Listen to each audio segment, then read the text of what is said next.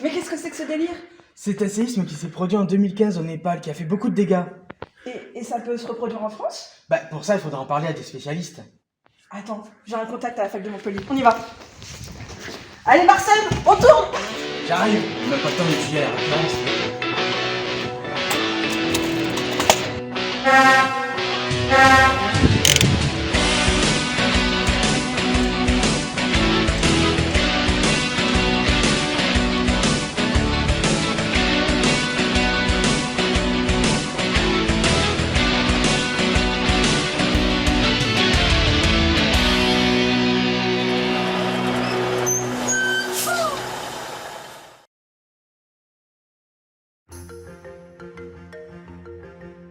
Commençons par présenter les trois types de roches trouvables à la surface de notre planète, catégorisées en fonction de leur processus de formation. Cela donnera à Juliette le temps de nous rejoindre. Nous avons d'abord les roches sédimentaires, trouvables majoritairement dans de grandes structures nommées bassins sédimentaires tels que le bassin parisien. Elles tirent leur origine des différents processus d'érosion et de dépôt et viennent à s'accumuler par bancs. Ensuite, nous trouvons les roches magmatiques. Elles se forment au travers du refroidissement du magma qui, en cristallisant, leur donne leurs propriétés. On le retrouve notamment dans le Massif central, les Alpes et l'ouest de la France. Finalement, nous avons les roches métamorphiques. Elles sont une résultante de roches préexistantes soumises à l'action du métamorphisme, de pression comme de température. C'est bien beau tout ça, mais qu'en est-il des séismes? Les roches sous nos pieds accumulent des contraintes qui vont créer une faille, et ce qui va générer des ondes sismiques qui vont se propager dans toutes les directions. Et Jamy, ça tombe bien que tu parles de ça. Aujourd'hui, je vais à la rencontre de professeur Vaux pour qu'il nous parle de l'aléa sismique. Allez, suivez-moi. Bonjour. Bonjour, Vous êtes professeur Vaux? tout à fait. Vous allez nous parler de l'aléa sismique? Oui, venez avec moi, je vous attendais. Vous voyez ici, je vous ai conçu une table vibrante. C'est-à-dire que j'ai mis sur cette table deux bâtiments. Un bâtiment à un étage, un bâtiment à deux étages. Cela permet de simuler une activité sismique. Je lance la simulation. Vous voyez, le bâtiment 2 bouge beaucoup plus que le bâtiment 1. En effet. Ce qui veut dire que ce bâtiment rentre en résonance avec les ondes sismiques. On utilise cela pour former les normes parasismiques, pour concevoir ces normes. Et c'est ce qui est beaucoup fait au Japon par exemple. C'est pour ça que les bâtiments sont très résistants. Ok, super. Merci pour l'explication. Je vous remercie. Et Benjamin, c'est pas très rassurant tout ça. Comment on fait? Pas de panique Juliette, car historiquement, des séismes destructeurs sont produits en France, mais beaucoup moins que dans d'autres pays beaucoup plus impactés. Comme expliqué par le professeur Vaux, le Japon est un territoire avec des normes parasismiques très exigeantes. Cela est dû au fort taux de sismicité caractérisant le territoire nippon. C'est également le cas pour la France, mais dans une moindre mesure. Notez que, quel que soit le pays, lorsque des constructions sont établies dans des zones dites à risque, on y applique des normes parasismiques, et ce, afin de minimiser d'éventuels dégâts. Cependant, et bien que nous ne connaissions que peu de risques sismiques, la France est soumise à bien d'autres risques. Le plus important est le risque gravitaire, prenant la forme de glissements de terrain ou de chutes de blocs.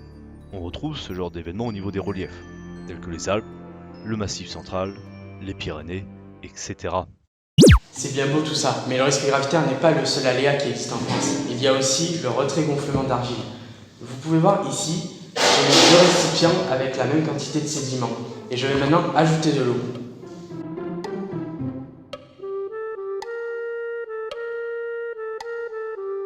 Regardez, après que le temps soit passé, nous remarquons que le volume a augmenté de 20 cm3 par rapport à l'état initial que nous avions. Suivez-moi. Bonjour. Bonjour, entrez. Vous êtes docteur Ferrat, spécialiste en géotechnique. Tout à fait. J'ai une question par rapport à l'aléa retrait-gonflement des argiles. Pourquoi on appelle ça un aléa si le sol revient à son état initial? C'est une très bonne question Juliette. Suivez-moi. Voyez-vous ici, je vous ai préparé une petite maquette. Vous avez une maison. Cette maison, on l'a mis sur de l'argile. L'argile gonfle, rétrécit, gonfle, rétrécit. Elle perd et gagne en volume, ce qui crée une amplitude. À force de ces amplitudes, le bâtiment va se fragiliser et des petites fissures vont se créer au sein de l'armature. Alors, comment faire? Eh bien, c'est très simple, Juliette. Il faut d'abord créer des normes. Et nous, les ingénieurs géotechniques, nous allons pouvoir mettre en place ces normes. Ensuite, il y a une sécurité. Et c'est là où les ingénieurs de demain vont être utiles. Car avec le réchauffement climatique, vous me l'accordez, eh bien, il y aura un problème. Cela va s'amplifier. Et donc, ces futurs géotechniciens vont vous permettre d'avoir des bâtiments beaux et indestructibles. Je vous remercie. Merci pour votre explication. Des contre-mesures sont mises en place par des ingénieurs dans l'objectif de minimiser les dégâts générés par des phénomènes tels que les éboulements ou les glissements de terrain. Ils peuvent prendre la forme de filets de sécurité, retrouvables par exemple le long des autoroutes, ou encore des murs de soutènement. Leur objectif étant, si possible, de contenir l'aléa ou d'en mitiger les dégâts. Et voilà, on en a appris des choses pour aujourd'hui et on se retrouve pour la prochaine vidéo. Attends, et les autres aléas? Ça sera pour une prochaine vidéo, Juliette. Bon bah moi je pourrais pas vous voir, hein. Apparemment il y a des glissements phénoménaux par là-bas. Allez, salut! Mais ça n'a aucun rapport. Va plutôt du côté du Bangladesh, là tu verras des glissements concrets. Pas trop tard, c'est parti!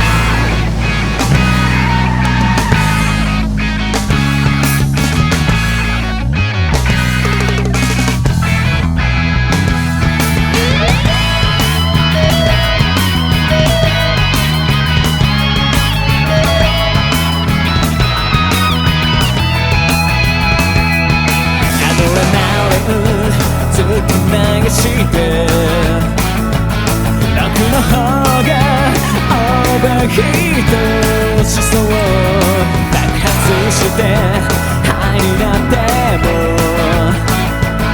このままだと笑ってるねきっと街を追い越して今夜の果てまでぶっ飛ばして真珠し寄せてを伸ばして地平線に届くよ